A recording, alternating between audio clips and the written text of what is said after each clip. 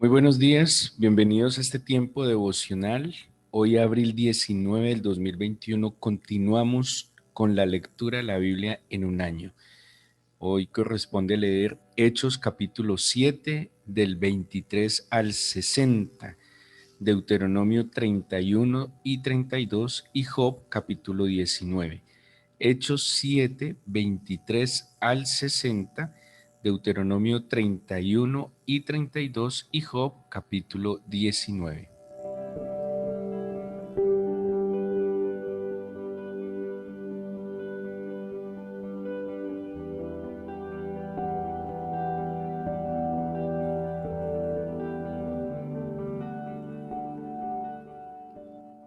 Quiero invitarles para que meditemos en el libro de los Hechos, en el capítulo 7.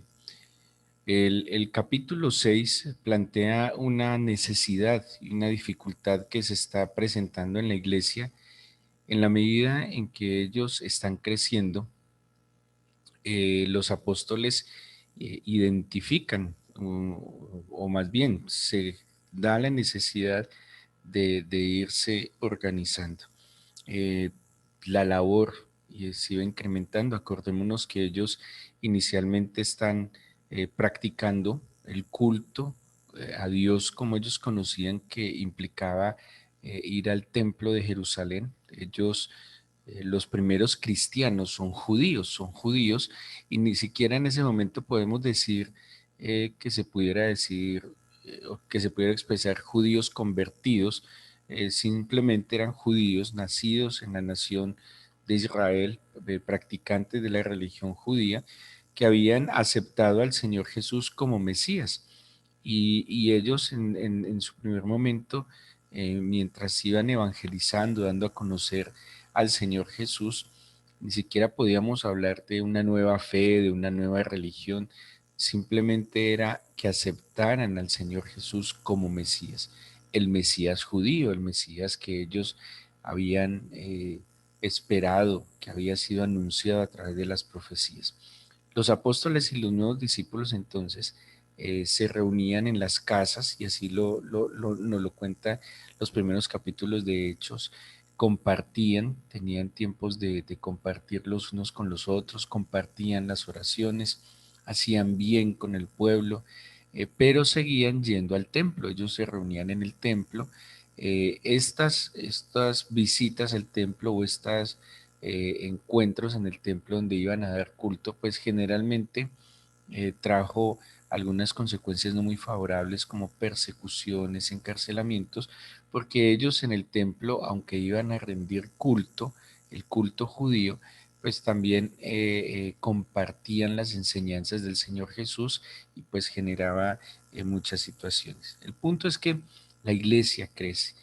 Aquellos que aceptaban a Jesucristo como Señor y Salvador ya no solo eran judíos. Como Jerusalén era un centro religioso, y llegaban también personas de otras naciones que se les conoce en el Nuevo Testamento como prosélitos. ¿Qué era un prosélito? Un prosélito era un extranjero convertido al judaísmo. Y estos prosélitos también subían a Jerusalén a adorar, aunque no fueran de la nación judía, se habían convertido a su religión. Pero esos prosélitos, al escuchar a los apóstoles, a los discípulos, anunciar al Señor Jesús, también terminaron aceptando al Señor Jesús como Mesías, como su Salvador. Dice entonces Hechos que la iglesia está creciendo, y dice el capítulo 6: crecieron en número los discípulos, hubo murmuración de los griegos contra los hebreos, de que las viudas de aquellos eran desatendidas en la distribución diaria. ¿Sí ve? Estos griegos son prosélitos, y estos hebreos son los judíos que aceptaron al Señor Jesús. Entonces los 12 convocaron a la multitud y dijeron: no es justo que nosotros dejemos la palabra de Dios para servir a las mesas. Esto era un tema logístico, ¿sí? Había una necesidad logística. Todo proyecto necesita una adecuada administración, y la iglesia, la obra del Señor, no es un proyecto menor que no demande la organización. De hecho, cuando Pablo le escribe a los corintios en el tema de la manifestación de los dones espirituales, les dice: hágase todo decentemente y con orden. Como todo proyecto en la vida, así la obra del Señor demanda y necesita una organización, como nos lo cuenta también el libro de Números, de Crónicas, como en el tabernáculo, en el templo, había que organizarse para poder marchar hacia adelante. Entonces los apóstoles entienden que necesitan un equipo de servidores, un equipo de personas con unas características para que no solo se enseñe la palabra de Dios, no solo se predique la palabra de Dios, no solo se hagan oraciones, se hagan intercesiones, sino que también haya un orden y se puedan suplir las necesidades, no solamente cuando, cuando hablamos de iglesia, pensamos que la iglesia es el lugar donde nos congregamos, pero cuando hablamos de iglesia realmente debemos tener en mente es las personas que hacen parte de ese lugar. ¿Sí? La iglesia no es el templo, la iglesia no es el lugar de congregación, sino que la iglesia son las personas. Entonces, cuando hablamos de administrar la iglesia, de atender la iglesia, no es lo que tiene que ver respecto al lugar de congregación, sino a las personas. Los 12 se reúnen y dice el versículo 3: busquemos a hombres de entre nosotros, a 7 varones. Y van a buscar 7 personas con unas características. Y a mí me parece extraordinario lo que vamos a leer a continuación, porque nosotros en nuestra mente solemos jerarquizar todas las cosas. Entonces nos estamos organizando y pretendemos creer que ciertas funciones dentro de una organización son de menos valor, de menos importancia, y creemos que hay otras de más valor, de más importancia, y por eso tratamos de establecer unas jerarquías. Y a mí me sorprende cómo en la obra del Señor, en el cuerpo de Cristo, su iglesia, su asamblea, no tiene que ver con posiciones, sino con funciones, y que cada función demanda las mismas características, y que si habláramos de la alegoría que utiliza Pablo cuando habla de los dones acerca de la iglesia como un cuerpo, para el cuerpo no hay un miembro que sea inferior, todos son importantes y todos juegan un papel importante. Es algo así como si el dedo pequeñito del pie no estuviera. ¿Cómo podría estabilizarse ese cuerpo? ¿Cómo podría avanzar ese cuerpo si ese miembro tan pequeño, aparentemente, que es el que está en la parte más inferior, aparentemente poco importante, cómo sería un cuerpo sin ese dedo pequeño, o si estuviera enfermito, o si estuviera fracturado? Así que aquí lo que va a plantear los apóstoles es que todos los que hacen bien parte de la iglesia y que sirven, que hacen, cumplen más bien una función o su función, porque aquí tampoco se trata de que cumplamos una función, sino que cada uno cumpla la función que el Espíritu del Señor le asigna. Y dice, y nos va a dar unas características que son, yo encuentro 4: varones de buen testimonio, llenos del Espíritu Santo, y llenos de sabiduría. Más adelante hablan de Esteban y dice varón lleno de fe y varón lleno del Espíritu Santo. Entonces, son 4 características: de buen testimonio, no dice, bueno, varones de buen testimonio, llenos del Espíritu Santo, llenos de sabiduría y llenos de fe. Entonces, cuando mira esto, están buscando diáconos. Diáconos, la palabra diaconía es servicio, personas que van a servir, que van a ayudar a administrar, a organizar, a cuidar las personas de la iglesia, algo así como que estarían pendientes de sus necesidades, de orar por ellos, estarían pendientes si están bien enfermos, quien de pronto necesita una compañía, quien de pronto necesita orar por él, quien de pronto necesita un consejo, quien posiblemente necesita una visita porque está enfermo. Era una función no menor a la que hacían los apóstoles, que los apóstoles predicaban, los apóstoles enseñaban, los apóstoles ejercían un ministerio de sanar, de liberar también a las personas. Y aquí entra en juego un papel muy importante, y es el cuidado de la iglesia. Y vuelvo y digo, el cuidado de la iglesia no era simplemente la parte física, porque de hecho, si ustedes miran, no existía un templo aparte del de Jerusalén, sino las casas. Y lo importante de una casa es quien habita en esa casa, quien le da sentido a una casa no son las paredes y las puertas, sino las personas que la habitan. Aquí tenemos entonces las características de alguien que supuestamente va a tener una función inferior a la de los apóstoles en la estructura de la iglesia. Y no tiene nada que ver. Aquí estamos hablando de hombres que debían tener las mismas características que los mismos apóstoles, porque no importa la función ni el lugar, entender que hay un lugar para todos y que hay una función para todos y que no hay función ni lugar que sea inferior o menor en la iglesia. Y eso es lo que a mí me parece extraordinario del planteamiento que hace el Señor para la vida en comunidad. La iglesia ha de ser o debía ser, o más bien ha de ser aún un modelo de comunidad, cómo debe vivir la comunidad, cómo puede vivir una comunidad en armonía, cómo puede vivir una comunidad poniendo sus talentos, sus habilidades para el crecimiento, para la riqueza mutua, para el mutuo apoyo y fortalecimiento. Dios entonces escoge, porque el Señor es el que mira los corazones, escoge a 7 personas y aquí están mencionadas en el versículo 5, que eran Esteban, Felipe, Prócoro, Nicanor, Timón, Pármenas y Nicolás. ¿Sí? Incluso este Nicolás no era judío, dice prosélito de Antioquía, o sea que era un extranjero que se había convertido al judaísmo y ahora era discípulo del Señor Jesús. Escogen a estos hombres y hubo un efecto inmediato cuando escogen a personas para que ayuden a administrar la asamblea del Señor. Y dice el versículo 7, y crecía la palabra del Señor y el número de los discípulos se multiplicaba grandemente en Jerusalén. También muchos de los sacerdotes obedecían la fe. Esto es impactante porque muchos de los religiosos eran impactados por la fe.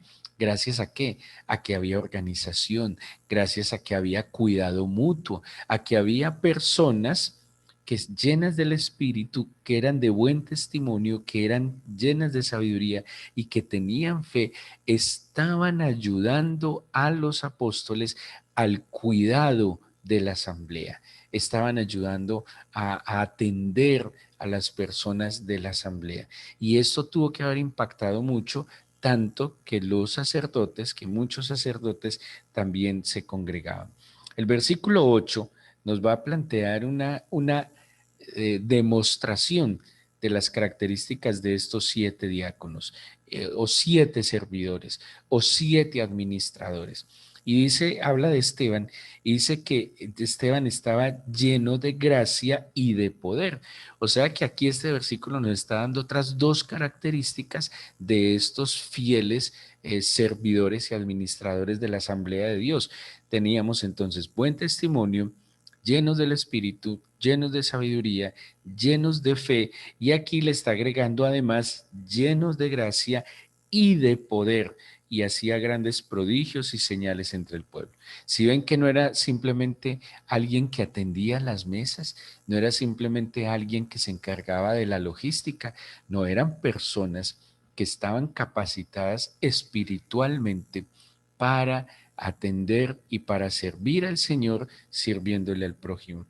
Dice entonces el versículo 9 que se levantaron unos de la sinagoga llamados libertos y de los de Cirene, de Alejandría, de Cilicia y de Asia, disputando con Esteban, pero no podían resistir a la sabiduría y al espíritu con que hablaban. Entonces aquí vemos un hombre docto también en las escrituras. Era un hombre instruido en las escrituras. O sea, no era un cristiano cualquiera, era un cristiano, pues si ya vimos estas 6 características, quiere decir que era un hombre piadoso, un hombre que en su corazón servía, adoraba a Dios, que había alcanzado buen testimonio y que pues de tan buen testimonio que hacía parte de aquellos que cuidaban la asamblea de Dios, la congregación del Señor.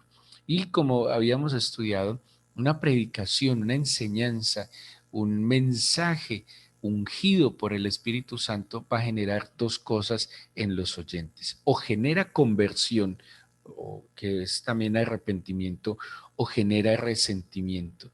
La palabra del Señor ungida va a generar que las mentes y los corazones que lo reciban se conmuevan internamente y los lleve a un arrepentimiento, un cambio de pensamiento, o puede generar también resentimiento, enojo, malestar. En este caso, y se va a ver a través del libro de los Hechos, en este caso va a encontrar corazones endurecidos, llenos de soberbia, que se van a resentir.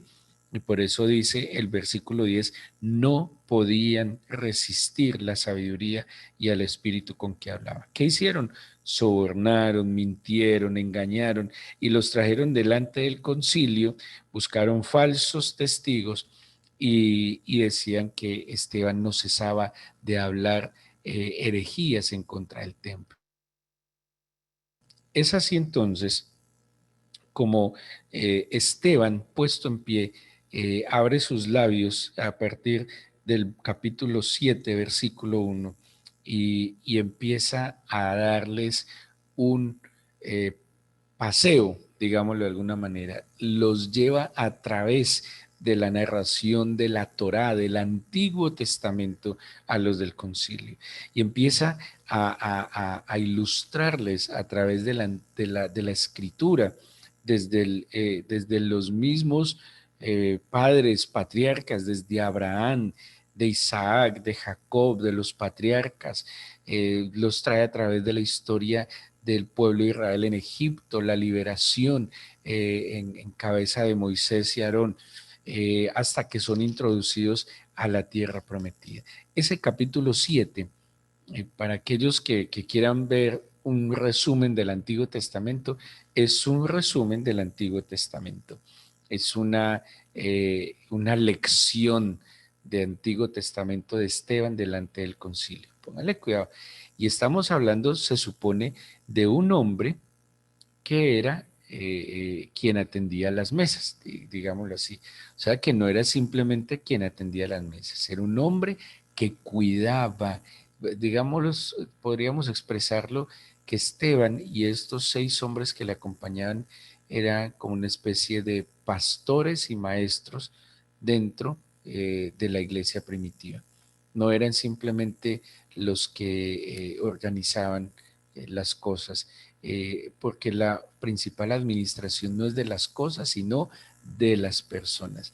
Este hombre entonces, lleno del Espíritu Santo, empieza a traerles desde la escritura, desde el mismo Génesis, y en cada escena les va demostrando acerca del Mesías, del papel del Mesías, del Señor Jesús, y al final, en el versículo eh, en el versículo 54, y vamos a leer desde el versículo 54 del capítulo 7, dice, oyendo estas cosas, se enfurecían en sus corazones y crujían los dientes contra él. Claro, porque a través de las escrituras Esteban hizo algo y fue acusarlos. Los acusó de asesinato. Él pretendió confrontarles con la escritura acerca de su pecado, muy osado, porque les dijo en la cara que eran unos pecadores, que debiendo ser maestros y debiendo enseñar al pueblo la verdad y guiarlos a la luz, eran maestros de mentiras, de engaños, y en su cara se los dijo, y se los dijo con sus propias herramientas, que era el Antiguo Testamento. Estos hombres, obviamente llenos de ira, enfurecidos, dice que crujían los dientes contra él. Imagínense la molestia que les generaba para que incluso crujieran los dientes. Y dice el versículo 55, pero Esteban estaba lleno del Espíritu Santo, tenía puestos los ojos en el cielo y vio la gloria de Dios y a Jesús que estaba a la diestra de Dios. Ustedes se pueden imaginar el poder que transmitía Esteban, la presencia del Espíritu del Señor tan plena en Esteban, que podía ver los cielos abiertos, que podía estar, estaba experimentando toda la plenitud de la gloria del Eterno en sí mismo. Y por eso su mensaje generaba, y bueno, aquí vemos que generaba resentimiento, pero estén seguros que también había alguien que podría ser confrontado y conmovido en sus entrañas ante este mensaje. Y dice el versículo 56, he aquí veo los cielos abiertos al Hijo del Hombre que está a la diestra de Dios. Entonces ellos dando grandes voces se taparon los oídos, arremetieron a una contra él y echándole fuera de la ciudad le apedrearon y los testigos pusieron sus ropas a los pies de un joven que se llamaba Saulo, y apedreaban a Esteban mientras él invocaba y decía, Señor Jesús, recibe mi espíritu. Y puesto de rodillas, clamó a gran voz, Señor, no les tomes en cuenta este pecado. Y habiendo dicho esto, durmió. No dice ni siquiera murió, durmió. Un hombre lleno del Espíritu Santo.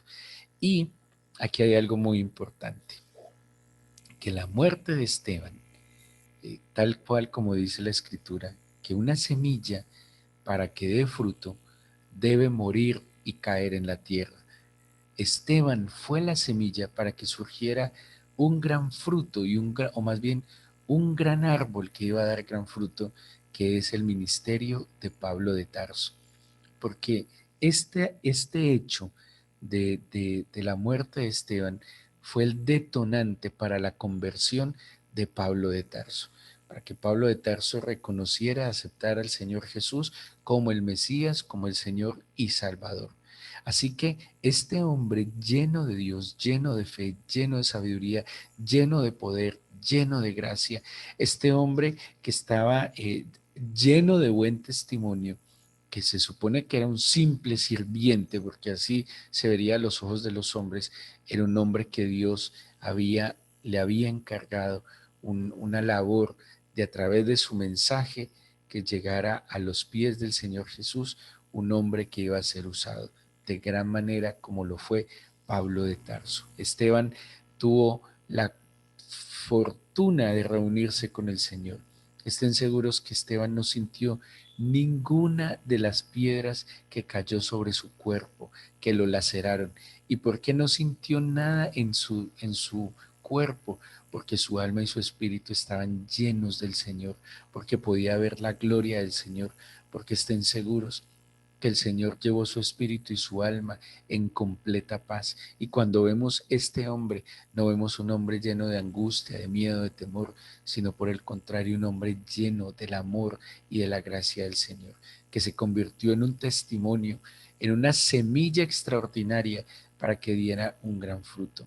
Y tenemos aquí entonces un desafío como iglesia, a ser primero hombres y mujeres con estas características, que estemos dispuestos a que en las manos del Señor podamos ser mensajeros, ángeles de Dios para llevar buenas nuevas a otros y que nosotros mismos seamos plenos de esa gracia, para que aquellas cosas que vienen en contra de nuestro cuerpo o en contra de nuestra alma incluso, pues simplemente pasen de largo, que toda la gloria y la gracia, el poder y la majestad del Señor se manifiesten en nosotros y a través de nosotros.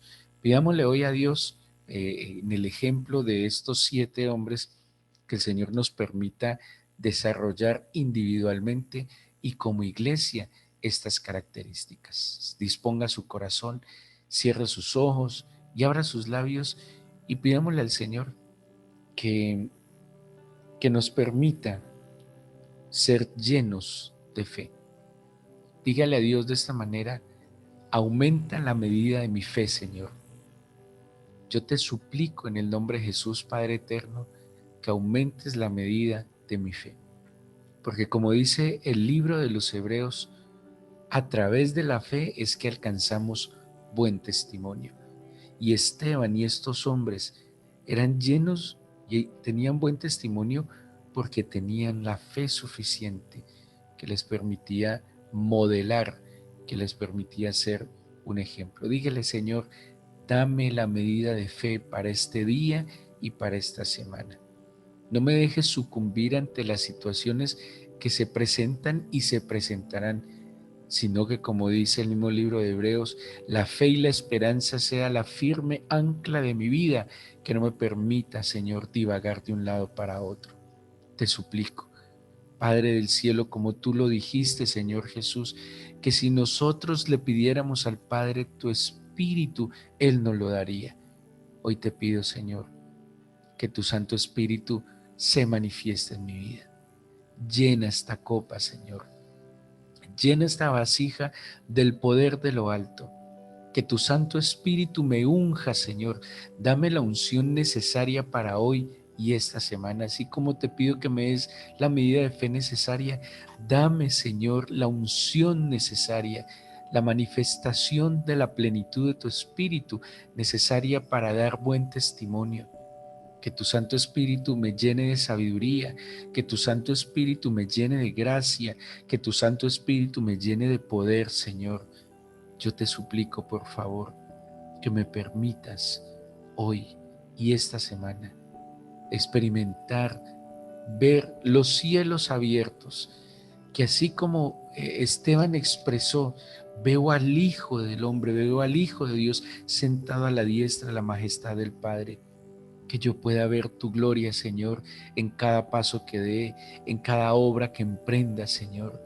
Que yo pueda ver tu gloria al orar, al interceder. Que yo pueda ver tu gloria, Señor, al trabajar, al servir, al estudiar. Dame la plenitud de tu Santo Espíritu, Señor, y que donde quiera que esté entonces sea el olor fragante de tu presencia. Permíteme, oh Dios mío, como tu Hijo, como tu servidor, poder ser ese mensajero de luz, de buenas nuevas, poder llevar esperanza a través de tu palabra, pero también a través del servicio, orando, intercediendo, orientando a otro, Señor, que necesita un consejo. Y qué mejor consejo, Señor, que tu palabra para encontrar el camino. Hoy te presento mi corazón, mi vida, y te pido humildemente, mi Señor, que escuches la oración de cada una de las personas que en este momento se ha despertado a buscarte. Te pido, Eterno, en el nombre de Jesús, que seas tú tocando cada corazón, alma, cada ser que está conectado en este momento. Conéctalos a ti, acércalos a ti y déjales ver tu gloria, tu poder y tu majestad. Amado, muchas gracias por darnos tu instrucción para este día y esta semana. Llénanos de ti. Te lo pedimos en el nombre de Jesús. Amén.